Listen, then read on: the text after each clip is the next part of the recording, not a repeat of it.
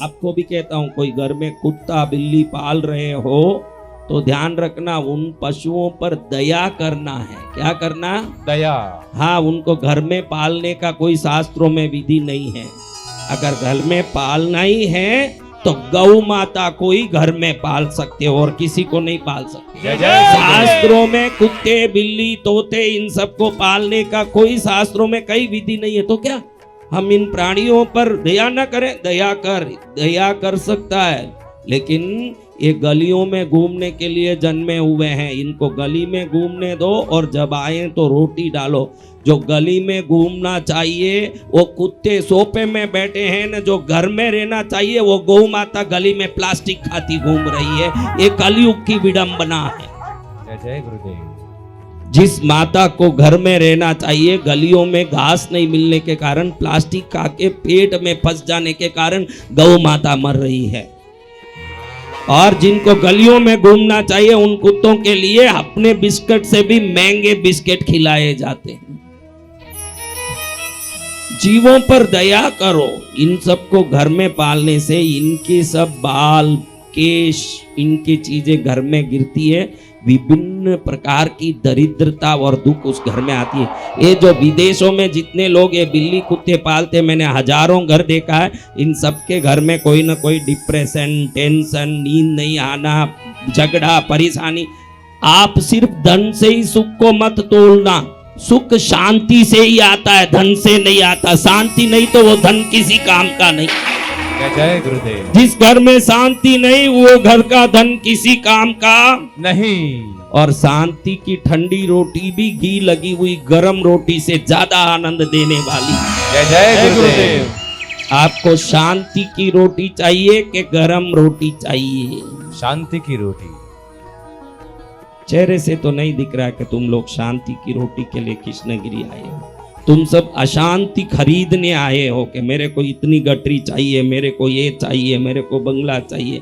ये सब होते हुए भी शांति होगी जरूरी नहीं, लेकिन शांति होगी तो झोपड़े में भी आराम से नींद आएगा, ये गारंटी है। जय जय गुरुदेव। ये गारंटी देता हूं। अब सच्ची रोवे दिल किसका दुखे?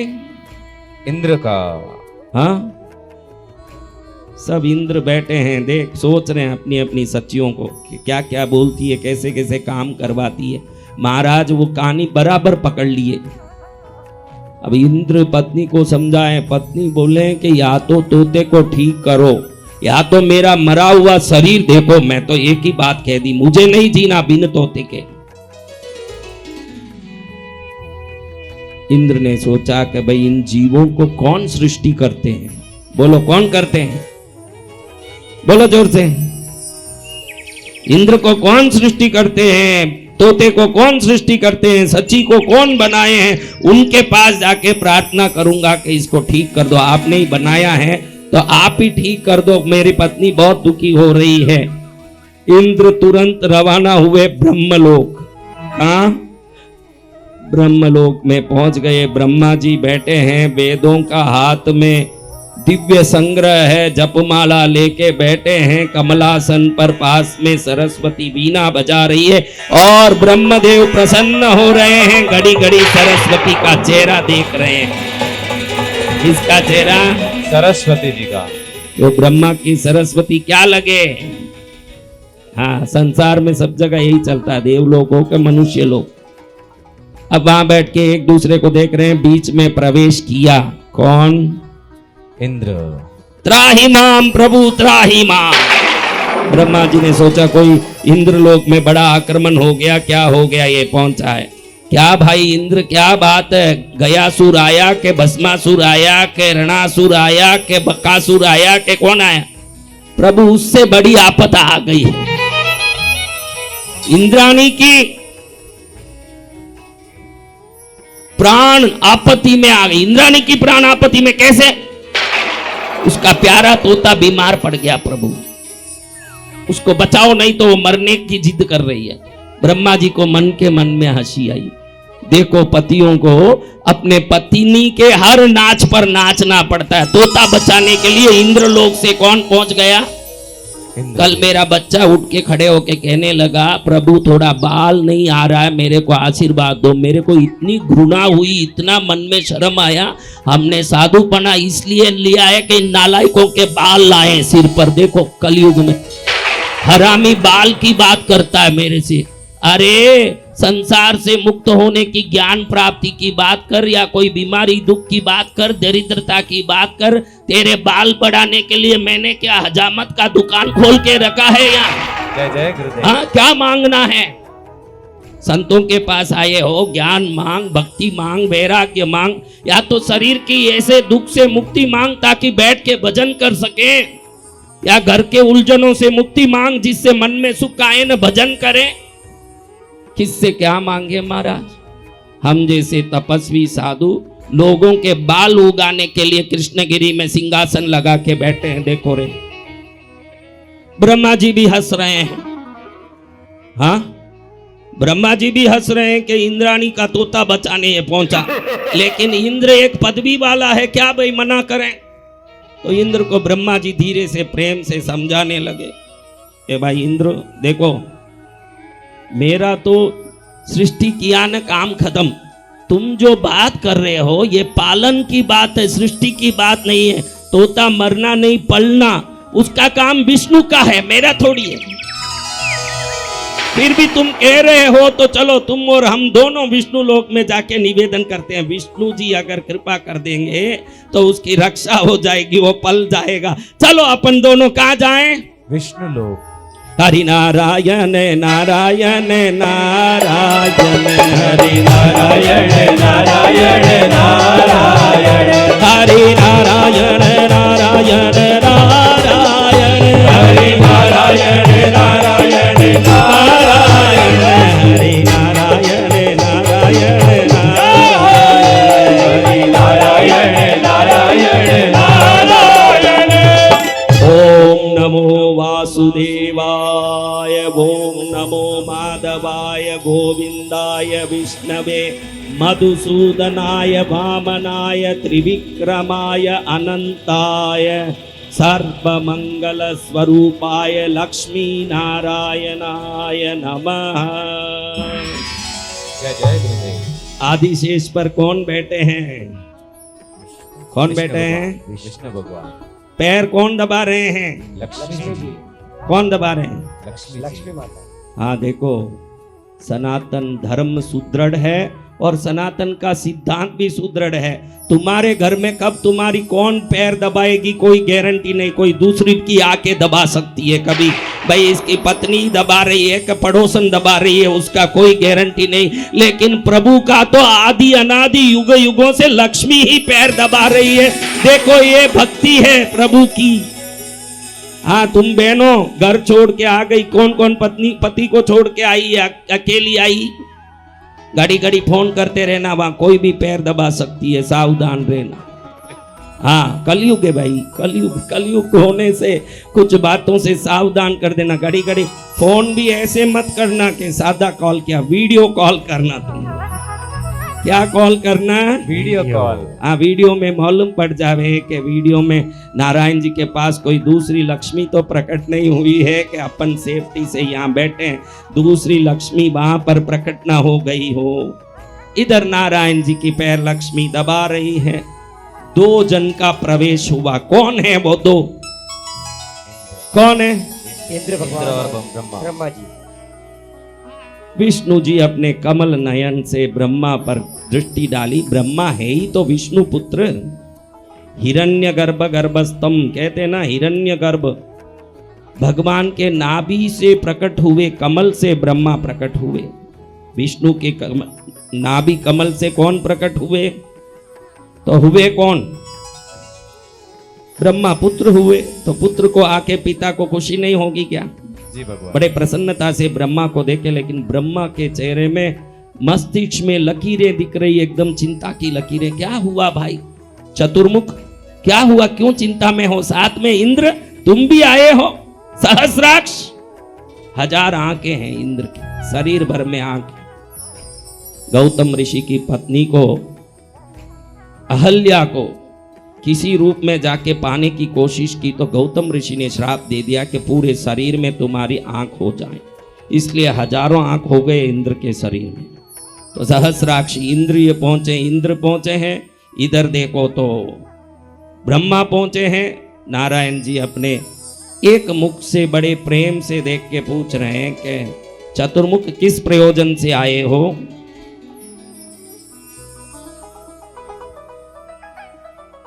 ब्रह्मा जी कहे प्रभु इंद्र की एक बड़ी विकट समस्या लेके आया। क्या समस्या? मैंने तो मत्स्य अवतार लेके जिसको मारना मार ही दिया, वामन अवतार लेके महाबली को अंदर डाल ही दिया है, परशुराम अवतार लेके 21 पीढ़ी के क्षत्रियों को पूर्ण कर चुका हूं, राम अवतार लेके रावण को भी समाप्त कर दिया, इंद्रजीत को भी पूर्ण कर चुका हूं, और कृष्ण अवतार लेके कंस को कितने ही राक्षसों को मार डाल चुका हूं। अब काई तकलीफ आया इस इंद्र को? प्रभु उन सब से विकट समस्या आई, वो सब समस्या बड़ी नहीं है, ये फैमिली मैटर है, बड़ी तकलीफ आई है। क्या है भाई? क्या नहीं, इंद्राणी का तोता बड़ा दुखी होके बीमार पड़ रहा है, तो इंद्राणी कह रही है कि अगर वो ठीक नहीं होगा तो मर जाऊंगी, उसको बचाना आपके हाथ में ही है। इंद्राणी नहीं होगी तो इंद्रलोक कैसे होगा प्रभु? क्योंकि इंद्राणी के बगैर इंद्र बिल्कुल शिथिल हो जाएंगे, और इंद्र अगर ढीले पड़ गए तो चंद्र सूर्य जितने भी ये दिक्पाल सब ढीले पड़ जाएंगे। प्रभु आप बचाइए। विष्णु के सच में ये बड़ी विकट समस्या है। लक्ष्मी भी जब गर्म होके निकल गई थी, मुझे श्रीनिवास बालाजी बन के बालाजी के पहाड़ में बैठना पड़ा, तब जाके लक्ष्मी प्रसन्न हुई। राक्षसों का मारना आसान है, संसार के मामले ठीक करना आसान है, लेकिन ये पत्नियों को सही करना बड़ा मुश्किल का काम है भाई। ये राक्षसों के वध से भी भारी काम है। जय जय गुरुदेव। तो इस काम को करना ही पड़ेगा। क्या हुआ? नहीं, तोता बीमार पड़ रहा है प्रभु, उस तोते को व्यवस्थित करना तो इंद्राणी सही सलामत हो जाएगी। बात तो ठीक कर रहे हो, लेकिन तुम जो बात कर रहे हो ये बीमारी की बात है। बीमारी के बाद क्या होता है भाई? एकदम कोई बीमार अत्यंत बीमार हो जाए तो बाद में क्या होगा? बोलो। मृत्यु होगा। और मृत्यु संहार के देवता हैं शंकर जी भाई, उनके पास ही ये सब मामला सुलटता है। अब बात पालन की नहीं रही, मृत्यु और जीवन के बीच की संघर्ष रह गई, तो ये शिव जी ही कर सकते हैं, इसमें मेरा कोई हस्तक्षेप काम नहीं आएगा। कौन कर सकते हैं? शिव जी। ब्रह्मा का मुंह लटक गया। इंद्र तो ढीले पड़ गए हैं कि यहां भी मामला सुलझता नहीं दिख रहा है, कहीं उधर इंद्राणी फिनाइल न पी जाए, इंद्राणी को कुछ दुख न आ जाए। तो विष्णु समझ गए इनकी उत्कंठा। विष्णु कहे मैं भी चलता हूं, चलो हम तीनों जाएंगे। कहां? डम डम डम डम डमरू बजे, डमरू बजे मेरे भोलेनाथ की डमरू बजे, मेरे भोलेनाथ की डमरू बजे, डम डम डम डम डमरू बजे, डमरू बजे। देखो तीनों पालन करता, सृष्टि करता, संहार करता में फर्क देखो। सृष्टि करने वाले पति पत्नी अलग अलग आसन में बैठे हैं। कैसे बैठे हैं आज अच्छे से समझना। सृष्टि करते हैं ना, सब अलग होता है। ब्रह्मा अलग आसन में, सरस्वती अलग आसन में, और पालन करने वाले आसन एक ही है। आदिशेष पर नारायण लेटे हैं ना, उसी में बैठ के लक्ष्मी पैर दबा रही है, आसन दो नहीं। और शंकर जी के तो शरीर ही दो नहीं, आधे शरीर में ही भगवती भी बैठी है। एक के आसन दो, एक आसन के निकट आ गई, एक शरीर में ही प्रवेश कर गई, तीन रूप में तीन सेवा दे रहे हैं। जय जय गुरुदेव। से भोलेनाथ शंकर के चरण में विष्णु पहुंचे, ब्रह्मा पहुंचे, साथ में कौन है? इंद्र जी। इंद्रदेव साथ में हैं, तीनों पहुंचे। शंकर जी त्रिशूल लेके, डमरू लेके, भगवती को अर्ध शरीर में लेके अर्धांग रूप से विराजमान होकर के अपने योग ध्यान में मस्त हैं। वंदे वंदन तुष्ट मानसम अति प्रेम प्रियम प्रेमदम। दम यानी देना, धनदा, सुखदा, यशदा यानी देना, प्रेमदम, यानी भगवान शंकर के बारे में शास्त्र कहता है कि भक्तों को अगर उन्होंने भक्ति कर लिया तो सबसे पहले शंकर उनको अखूट प्रेम देते हैं। प्रेमदम क्या देते हैं? प्रेम देते हैं। इसलिए भारत में शंकर के भक्त अनन्य संख्या में हैं। कारण क्या है? जो प्रेम शंकर से मिलेगा अन्य किसी से मिलना कदापि संभव नहीं है। कहां से मिलेगा? शंकर भगवान से। हाँ, अखूट प्रेम देने वाले वंदे वंदन तुष्ट मानसमति प्रेम प्रियम प्रेमदम, यानी वंदन करने मात्र से, कई लोग बोलते हैं ना कि गंगा जल चढ़ाने से खुश होते हैं, बेलपत्र चढ़ाने से खुश होते हैं, वो लोग शास्त्र नहीं जानते। शास्त्र कहता है वंदे वंदन तुष्ट मानसमति प्रेम प्रियम। भाई मेरे पास गंगा नहीं हो पास में नदी में क्या करूंगा? मेरे पास बेल वृक्ष नहीं है तो क्या करूंगा?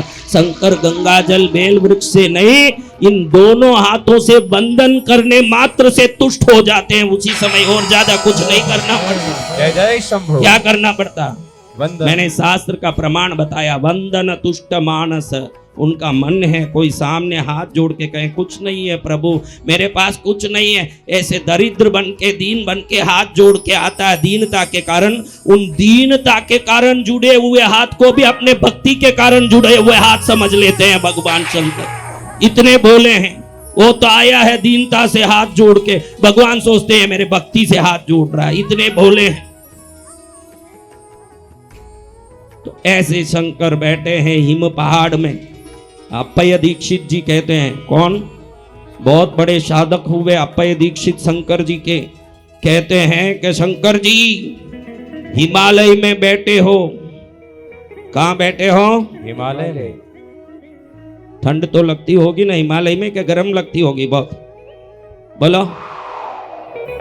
शरीर में पूरा चंदन लगा लिया है, वो क्या करती होगी?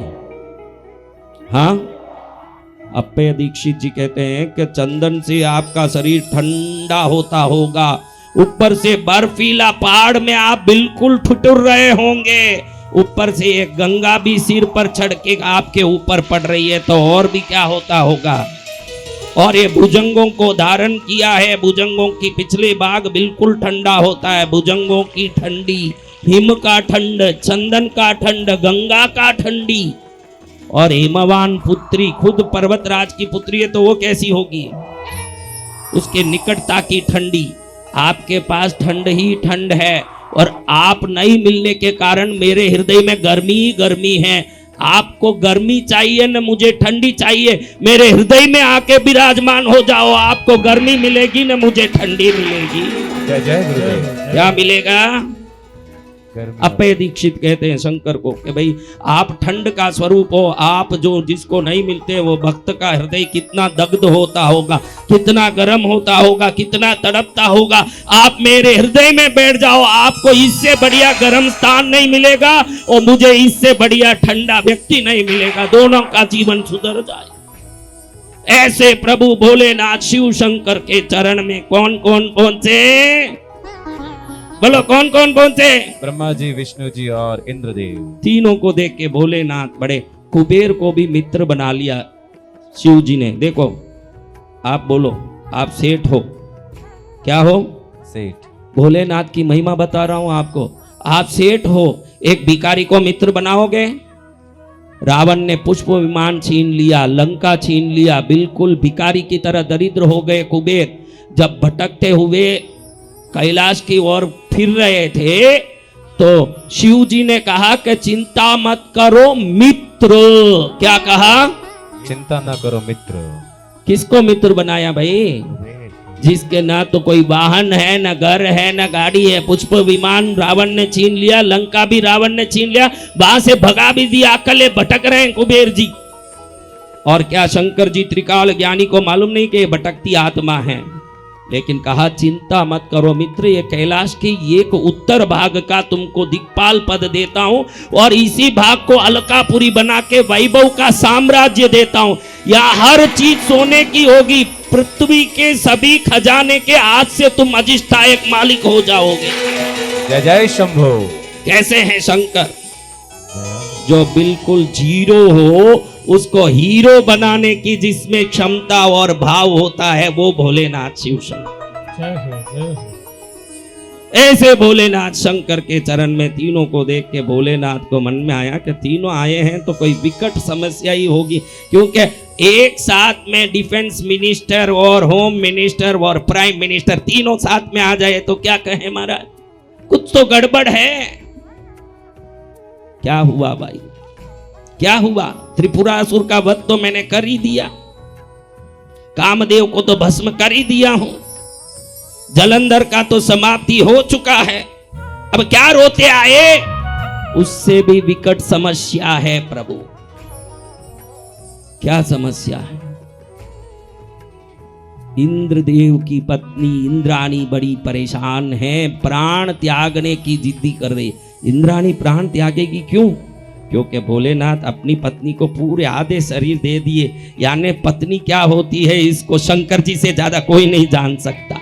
पूरा आधा प्रॉपर्टी उसका नाम कर दिया। अभी गवर्नमेंट कहता है कि पत्नियों को भी आधा प्रॉपर्टी देना चाहिए, सरकार को मालूम नहीं कि शंकर जी ने तो ये बहुत पहले ही कर दिया किसी के बगैर बोले। पूरा आधा प्रॉपर्टी भगवती का नाम कर रखा हुआ है। अब भगवान कहते हैं कि क्या तकलीफ है, नहीं तोता बीमार पड़ा, वो पूरी कहानी बताई। शंकर जी कह के सब बात ठीक है, मेरे पास क्यों आए? नहीं, संहार के देवता तो आप ही हो ना, कहीं ये तोते का प्राण ना निकाल दो, क्योंकि आप ही संहार करोगे। संहार के देवता कौन है? शंकर भगवान। तो आप ही प्राण निकालोगे, कहीं इसका प्राण ना निकाल दो आप। ये से विष्णु भगवान ने, ब्रह्मा ने कहा कि हमारा पालन और सृष्टि से काम खत्म हो गया, संहार का काम शिव जी का है, उनके पास जाके प्रार्थना करो तो गाड़ी पार पड़ सकती है। शिव जी गंभीर हो गए।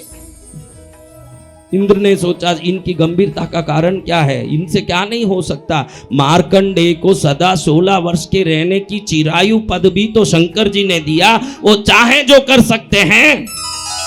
शिलाद पुत्र को, किसको? शिलाद पुत्र को नंदी बना के अपने कैलाश के द्वारपाल बना दिया और हर मंदिर में अपने सामने बैठने का वर दे दिया। शंकर जी क्या नहीं कर सकते? क्या ये छोटी सी बात नहीं कर सकते?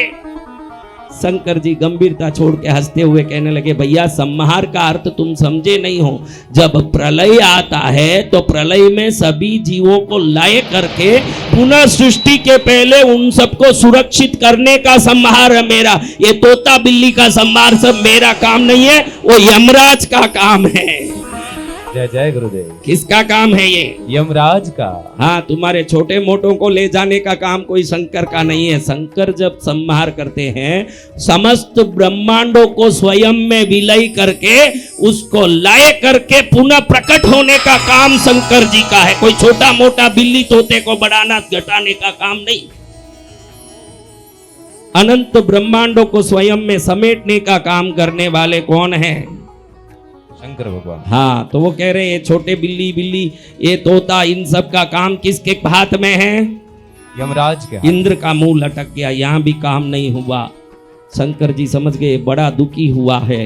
भोलेनाथ है ना, अपनी पद भी भूल जाते हैं, अपनी महिमा भी भूल जाते हैं, अपनी शक्ति भी भूल जाते हैं।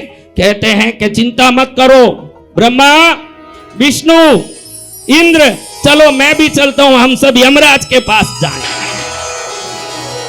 कहां जाएं? यमराज के पास।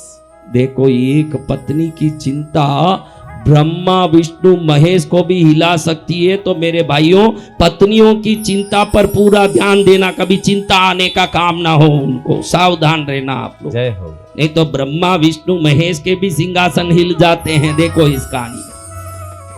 अब चारों कहां जा रहे हैं? यमराज के पास। हाँ, धम धम धम नमो धर्मराजाय दक्षिण रूपाय, दक्षिण दिशा के अधिष्ठायक हैं। धर्म अधर्म विचारकारिणे, धर्म अधर्म का विचार करने वाले हैं। अगर आप धार्मिक हो और आपकी आयु है तो एक क्षण भी आपको पहले ले जाने वाले नहीं, एक क्षण बाद में छोड़ने वाले नहीं, धर्म अधर्म का विचार करने वाले हैं।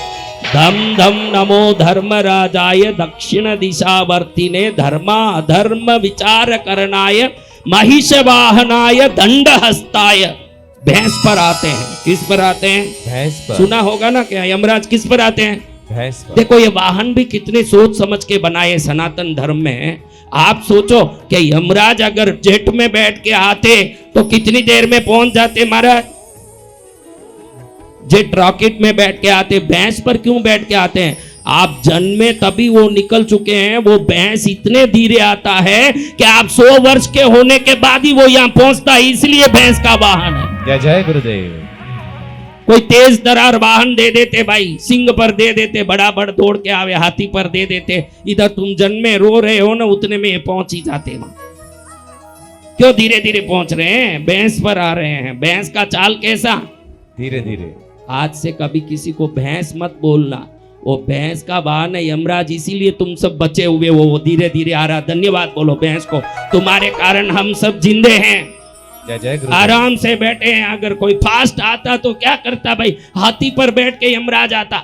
देखो इंद्र बरसात देने वाला, क्या देने वाला? बरसात देने वर्षा के देवता कौन है? इंद्रदेव। इसीलिए तो वृंदावन में गोवर्धन गिरी पर जो इंद्र को सभी जितनी प्रकार की पूजा और भक्ष्य देते थे, कृष्ण भगवान ने बोल दिया ना कि अब मत देना।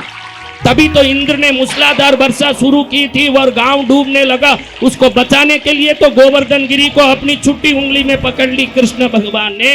ये पानी के देवता कौन है? इंद्रदेव। बोलो पानी के देवता कौन है?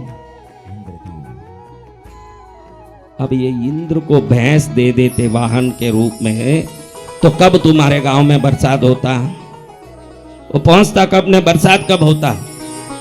हाँ? लक्ष्मी का देखो वाहन कैसा है।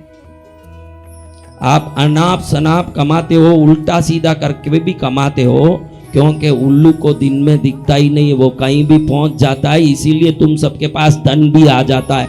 हर वाहन को सोच समझ के सनातन धर्म के देवताओं को दिया। सरस्वती को हंस दिया ताकि पानी और दूध को अलग करने वाला हंस विवेक अविवेक को अलग करके तुमको शुद्ध मति देती है, इसीलिए सरस्वती का वाहन हंस है। जय जय गुरुदेव। अब देखो भैंस पर बैठ के कौन आ रहे हैं? यमराज। उधर कौन पहुंचे? 4 लोग, ब्रह्मा विष्णु महेश इंद्रदेव। चारों को देख के यमराज तो पानी पानी हो गए कि साक्षात ब्रह्मा विष्णु महेश यमलोक में आ रहे हैं। कौन आ रहे हैं? ब्रह्मा विष्णु महेश। आपके गांव का एमपी आता होता तो भी कोई फ्लेक्स व्लेक्स लगाना पड़ता होगा, तोरण लगाना पड़ता होगा, बैंड बैंड सजाने पड़ते होंगे। साक्षात तीनों लोगों के भगवान आए, बिल्कुल विदाउट इंफॉर्मेशन पहुंच गए। यमराज भाग भाग हो गया। पधारो पधारो, स्वागत है, पधारो। हमारा तो गांव देखिए प्रभु, ऐसा हमारा क्षेत्र है, इधर कहाँ आप आ गए? यहाँ चीख चिल्लाहट परेशानियां यही दिखती है। आप पहले ही बोलते तो थोड़ा गुलाब जल छांट के, गुलाब के फूल बिछा के आपके स्वागत के लिए राजस्थानी नासिक ढोल वगैरह रेडी करके रखता। आप कहाँ पहले ऐसे ही पहुंच गए? अरे भाई अर्जेंट काम में बोला नहीं जाता, हम चारों बहुत जरूरी काम से आए हैं। अंदर घुसे तो देखो नरक में कोई चीख रहा है, कोई चिल्ला रहा है, कोई तड़प रहा है। उतनी आवाज में किसी का आवाज ही सुनाई न दे। फिर भी शंकर जी ने कहा भाई यमराज हम एक निवेदन लेके आए हैं। क्या बात प्रभु? आप क्या निवेदन लेते हो? आदेश करो ना, आप तो आदेश करिए। इंद्र का, इंद्राणी का तोता तुम्हारे यहाँ उसका लिखा हुआ लेख होगा, देख लो ना कब मरेगा। वो परेशान हो रही है, उसको मरना नहीं है, जिंदा रहना है। अगर वो तोता मर गया तो इंद्राणी मर जाएगी। हाँ, अब ये विचार करते हुए एकदम विचार में पड़ के यमराज कहे कि ऐसे कोई नहीं मर सकता प्रभु। एक बहुत बड़ा हॉल बनाया हुआ है, हर एक की चीटी उसमें लिखी हुई है। क्या हुई है? हर एक की चीटी। हर एक की चीटी उसमें लटकती है डोरे में। जब वो चीटी डोरा टूट के नीचे गिरता है तब उस जीव का प्राण क्या हो जाता है? तो जब तक वो चीटी लटकती है प्रभु किसी को कुछ नहीं हो सकता, भले ही बीमार पड़े, भले ही दुखी पड़े। कृष्णगिरी भी जाएंगे और वहां पद्मावती की कृपा से ठीक भी हो जाएंगे, चीटी गिरने वाली नहीं है। जय जय गुरुदेव। तो चीटी कैसे गिरे प्रभु? होगा नहीं, संभव नहीं है ये बात। तो इंद्र को लगा कि वो चींटी का रूम देख ही लेते हैं, वही तो है चींटी, तो मेरे तोते का प्राण किस में है? चिट्ठी में। तो विष्णु को भी भाव में हुआ कि मैं वैकुंठ में बैठ के ब्रह्मांड का पालन करता हूं, लेकिन मैंने चींटी वाला रूम कभी देखा नहीं, मुझे भी देखना चाहिए कि चींटियां कैसे लटकती है उसमें।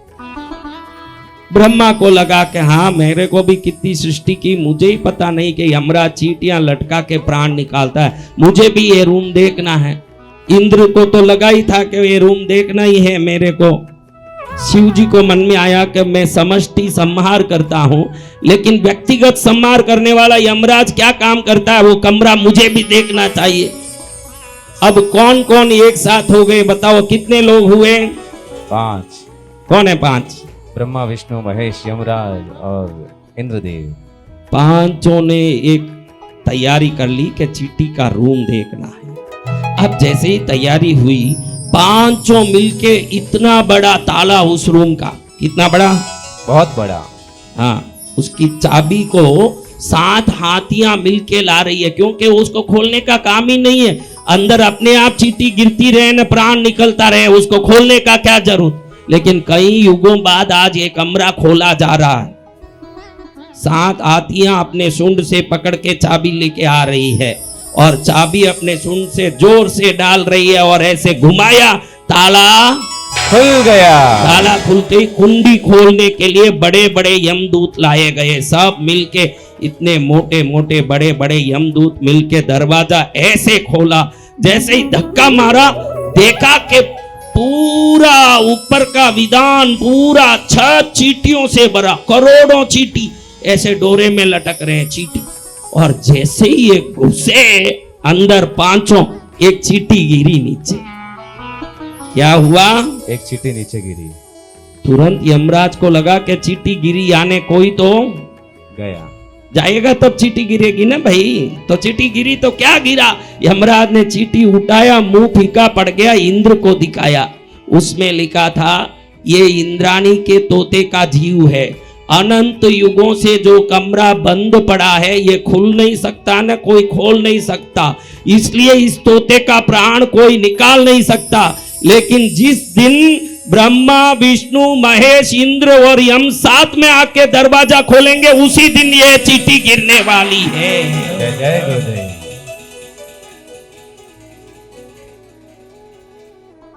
अब आप सोच लो कि आप डोरे को और घुमा घुमा के पेचीदा कर रहे हो कि उल्टी दिशा में घूम रहे हो। सीधी ये कहानी आपको अच्छे से समझा देगी कि हम और भी ब्रह्मा के पास जाते हैं, न विष्णु के पास जाते, गुपचुप घर में बैठते तो कभी चींटी गिरती ही नहीं, शांत रहते तो चींटी गिरती ही नहीं। ब्रह्मा को भी खींचा, न विष्णु को भी खींचा, न शंकर जी को भी खींचा, न हाँ सबको ले गए उधर। किस लिए?